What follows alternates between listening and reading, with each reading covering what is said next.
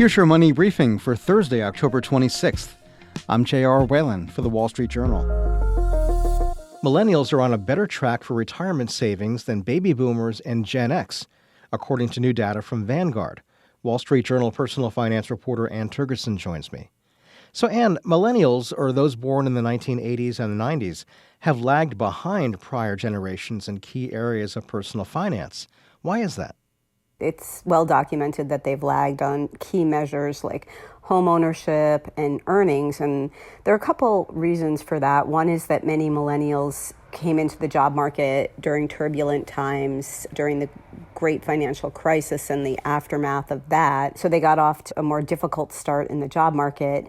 Millennials also have a lot of student debt compared to prior generations. So that has really hobbled their ability to accumulate wealth at the same pace as prior generations. What's allowed them to move ahead in terms of retirement savings?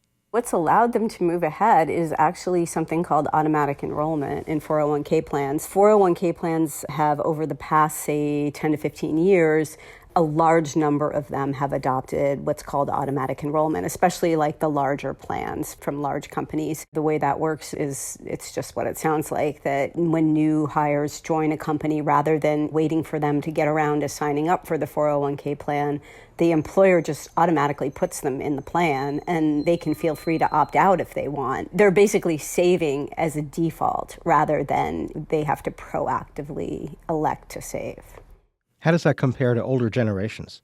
So the baby boomers came of age when the 401k was very new. And at that point, there was no such thing as automatic enrollment. It was entirely left up to them to decide whether to save and when to save. And a lot of them got off to late starts when it came to enrolling in 401ks. And Gen X is in between, but basically a lot of them were left on their own to make these decisions as well. And so that's really reflected in the retirement savings that each generation has been able to amass. So what does this mean for the average millennial in terms of how prepared they'll be when it comes to retire?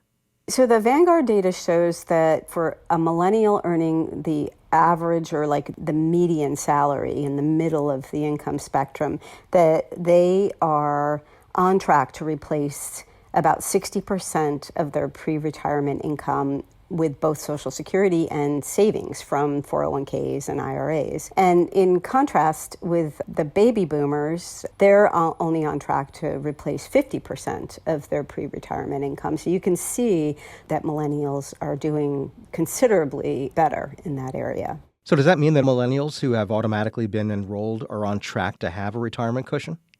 If you've been automatically enrolled, you have some savings. It doesn't mean that the savings that you have are adequate.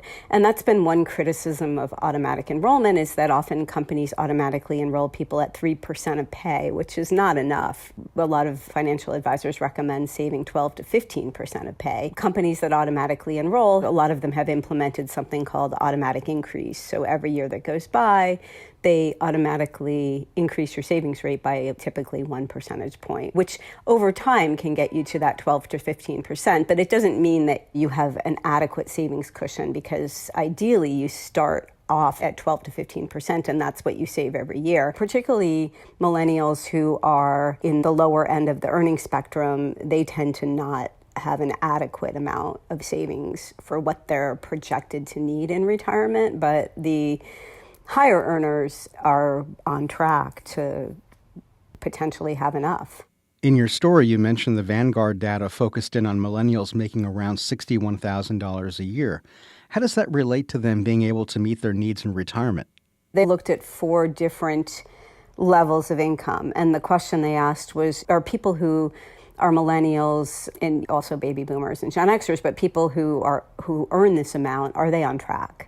And what they found is that when it came to Gen X and the baby boomers, many of whom are still in the workforce, are they on track? The income groups that were on track for all 3 generations were very high earners in the 95th percentile. But interestingly enough, when they looked at the 70th percentile of earners, so those who earn an above average amount but not the top 5%, they found that among those earners, the millennials were on track, whereas the baby boomers and Gen Xers in that income percentile were not on track. So basically what that's showing is that as you move down the earnings spectrum, the millennials are faring better.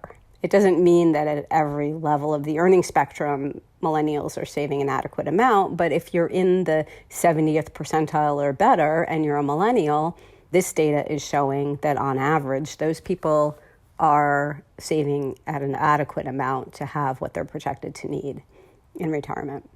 And this automatic enrollment does put them ahead of the game. They do have the option to opt out of it, right? Yes, they do. But interestingly, when people are automatically enrolled, the percentages that opt out are quite low. So it just shows you that when people are automatically enrolled, then it becomes incumbent upon them to do something to get themselves out of the plan. Not so many people decide to actually take action. If someone's employer has enrolled them in a retirement plan, what can they do today to be sure they're maximizing their savings? So most financial advisors recommend saving between 12% and 15% of your income per year.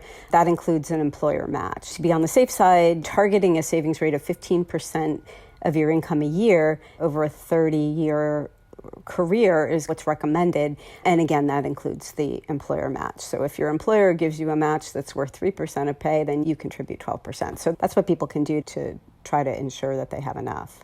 Should people explore other retirement savings tools in addition to 401k? So people should always start with the 401k, especially if their company offers a matching contribution, because that's basically free money. So start with your 401k, and if you feel that the plan doesn't offer you great options, maybe it charges, the fees are high or something, you can always try to save in an IRA as well on your own. But the beauty of the 401k is that once you're in it, you don't have to do anything. So if you're automatically enrolled, you're just in the plan, you don't have to make decisions, especially if your plan has automatic escalation. You go in at maybe 3% of pay. If you want to be proactive, you increase that rate yourself. Otherwise, your company is going to increase it every year for you. Whereas to save in an IRA, it means that you have to take actions. And if somebody's at a job that doesn't offer a retirement plan, how can they open one up?